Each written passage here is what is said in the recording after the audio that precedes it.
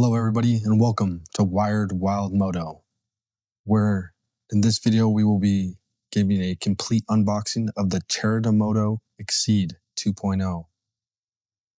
I'm very excited to actually get my hands on this e-moto because a couple of factors. One, it's a budget-friendly price, and two, specs on paper, this might be better than the Light BX. We can get a little bit more into that a little bit later. So let's go ahead and get into the unboxing and show you guys exactly what to look for and how to put this thing together. As we start to get into this unboxing, first off, it's going to come off of a 26-foot truck. It won't come from your usual UPS FedEx guy. It's just too big of a package. So it's going to come from like a contracted truck, 26-foot truck, some kind of bigger truck usually. And just kind of be expecting that. When you do get and receive the shipment and your e-moto, make sure that there's no damage done to it. Walk around it, go ahead and see if there's any holes to it, just like this one. That wasn't very bad. But if you see any kind of damage, do not let that driver of that, whoever delivered it, leave until you actually inspect it, because you're going to have to sign off as it was delivered safely and no damage done. So don't do that unless you're sure and you took a look around and you're absolutely positive there was no damage done while it was in transit. All right, yeah, so your next step is going to go ahead and remove that cardboard lid there, and then you're going to see a bunch of this like protective wrapping. And we just want to make sure that the plastic protective wrapping, we don't cut any of the bike when we're removing it. We don't cut a wire on accident when we're removing it. Don't scratch it up. Take your time when you do put this together, right? This is something that you spend some money on, and one of the best parts of it is taking care of your actual e-moto. Don't just rush it and then you have stuff falling off on you, or you scrape it up, or you cut a wire. Make sure you're consistent with doing good work on your bikes, right? In order to be safe out there going 70, you gotta make sure you take your time. And as you can see, I pulled out here is the battery, the battery charger. And the battery charger is a pretty basic charger, nothing too fancy, nothing too crazy. So a toolkit. This toolkit has all the pieces that you need to actually put this together without having your own tools. Next, you'll see me start to grab some other stuff out of that box, and that's going to be like the hardware that you'll need. For example, that's like the stem for the handlebars and connecting to the body of the bike. There's also going to be some nuts and bolts in there. Basically just all the stuff, all the hardware that you need, and all the pieces as far as your fender, your your plate number, etc. So the thing about the big cardboard box, right, you could also just cut it out and cut the sides and just get it out right away. But you do want to try and save that box just in case you do have to return it, because they don't supply a box. So you could use the same box if you had to return it, but make sure I would try and keep that box if you could. Again, we're gonna have to remove some of this plastic protective wrap. Like I said earlier, just be careful you don't, cut any of the wires or scratch the bike up. Take your time. This actually happened quite a lot when people are cutting the wires. They think they're cutting a zip tie there, and it's actually their brake line, or vice versa or something. So you can take your time, make sure you know that you're doing everything the right way, not in a rush. Okay, so right here, it looks like I went and got the jack. And basically, we're going to sit this up on there since it doesn't stand on its own. That's the one thing I do like about like the 79 bike and stuff. They do actually mount that to a piece of wood that's inside the box, and you can actually use that as a stand until you're done. So as you can see, I got it up there pretty easily. This e-moto does not weigh a ton, so that's always nice also. Right here, I'm just kind of walking you around the bike, showing you that it was really wrapped well with all that plastic there. Sometimes they don't do a very good job of that, some of these companies, and it was good to see that they did wrap it good and made sure that there was not going to be any damage to the e-moto itself as far as getting scratched or anything like that. Also here showing you the CST 19-inch front tire. Great, pretty good tires. I mean, nothing absolutely special, but they're fine for sure. Okay, right here I'm just kind of unraveling the rest of this plastic, and then we're going to get into probably the biggest disappointment for me when I got the e-moto itself, and that was basically that all the decals on it were basically coming off. And the video actually doesn't do justice, but every single one of those strips there were falling completely off. Like they were barely hanging on there. I didn't have to do much to get them off, which it wasn't a huge deal for me because I did strip the bike anyway, and that's usually what I do with these. So it wasn't a bad thing for me, but in general, some people do like the branding on there, and for it to just be falling off like that was a definite downfall. Although I will tell you that I did talk to the Cheerdmoto, and they did say that they are fixing that issue with the next batch of Xceed, so shouldn't be an issue going forward. Here, I'm going to show you guys kind of how you get the seat off, and that's kind of right there. You can see me untwisting something right there, and that's the seat. Okay, the seat gets it's a bolt there, and it bolts on to the back of the seat.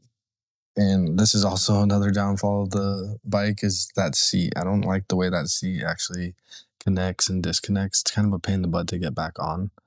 Not so much get it off, but get it back on kind of sucks because you kind of have to slide it in there, and I just don't like that. It takes too long, and sometimes I mean you're really having to like push on it pretty hard, or kind of look stupid basically if you're out with your buddies or something and you can't even get your damn seat on. So next, I'm just kind of pulling out the battery, right? I'm make sure the battery is going to be fully charged before I actually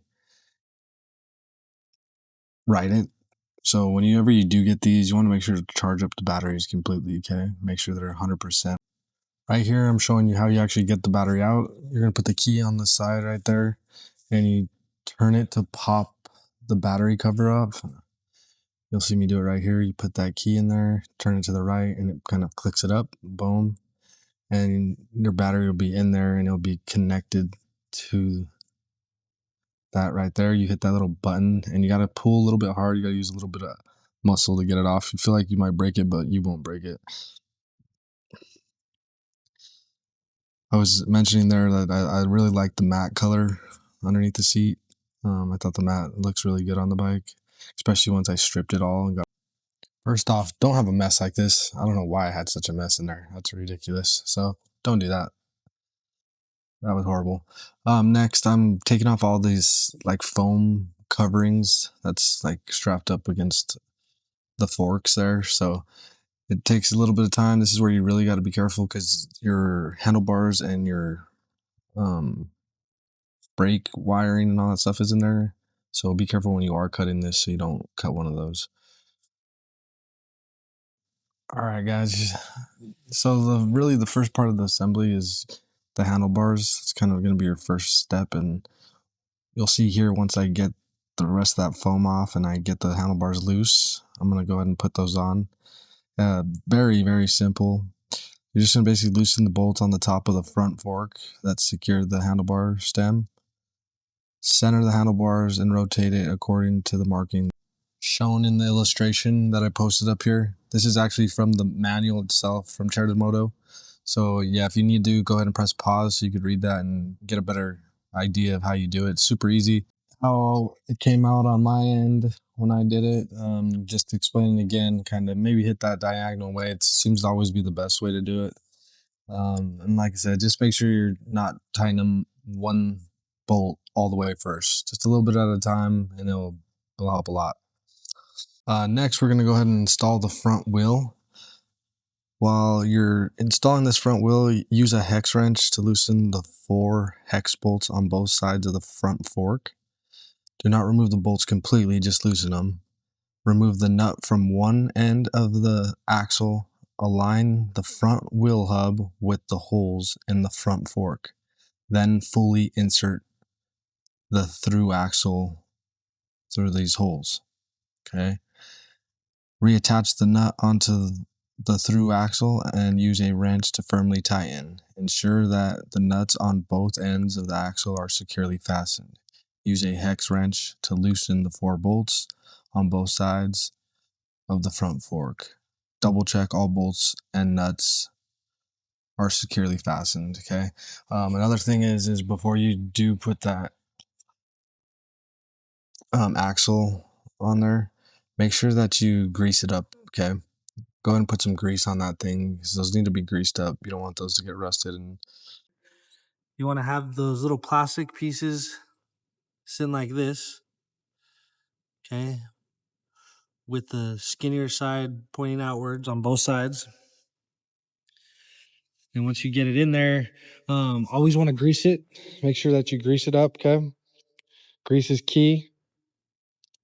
Once you get the grease, all you're gonna do is you're gonna push this bar back through here, through the tire, through the rim, right? Through the axle, through the other side, right? And you're gonna have both those black pieces. Black piece number 1, black piece number 2, right? Both those are in between, and that's gonna give you the width you need for that, okay?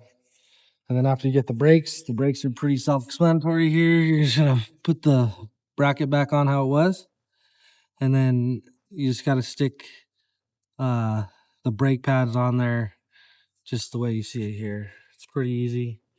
I'll run through it all again. Basically tightening up this number plate, right? The number plate. Under there, it's just a bunch of this wiring. So you just put this over the top, bang, bang.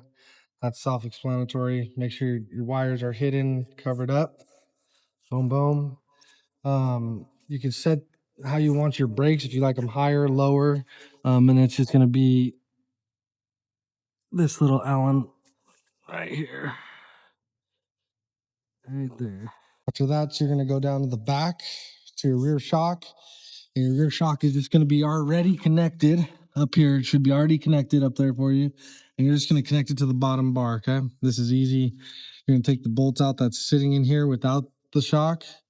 And you're just going to basically take the bolt out, line up the shock there, and then put the bolt back in there, tighten it up real good. On all of these bolts, you want to use a blue Loctite blue, not red, Loctite blue though. Just keep them nice and secure. What's next? Oh, okay, here. These are your foot pegs. Foot pegs are self-explanatory. You take the 2 bolts out that are right there. They're going to be just sitting there, okay? And then you just take them out and put the peg on, put them back in. Yeah, this is just a beautiful bike, guys. The matte black is awesome. I'm going to debadge it all. I'm going to take all those stickers off, and I'm going to go ahead and throw on a fluorescent yellow seat cover right here. I'm going to throw this on there, and I also have. But before we get into some of those upgrades, I wanted to talk about something that's super important, and that's going to be like the regen settings, brake cutoff settings, display miles per hour settings. So in order to get to that, as you can see, I just up on your screen right now, they call it mode perimeters. Okay, let's start just right from number 1. It is a little bit confusing. Riding modes. Okay, the rider can switch between economy mode and sport mode. Okay, that's easy. 2, riding perimeters. This is where it gets a little tricky. This is how you have to understand the combinations and how it works when you go on to read here. The mode switch with specific combinations of a short and long presses is used to set different riding perimeters. To set the perimeters, follow the below steps. So within 2 minutes of powering on the e-bike, the Xceed, while stationary and with the brakes applied, press the mode switch Eco or Sport.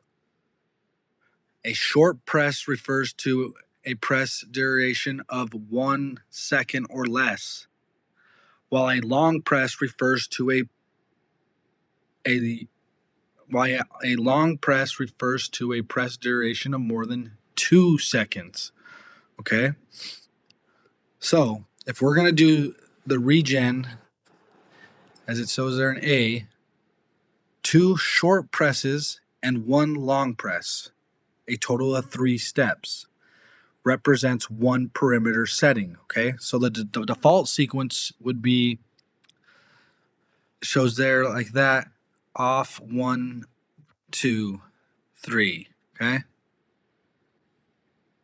energy recovery strength, that's going to be the next step on that one. 1, 2, 3, off. That's going to represent the off stage. Okay,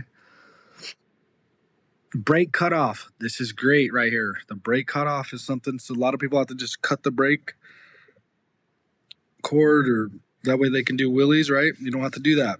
The brake cutoff, enable or disable perimeter, is 3 short presses and 1 long press.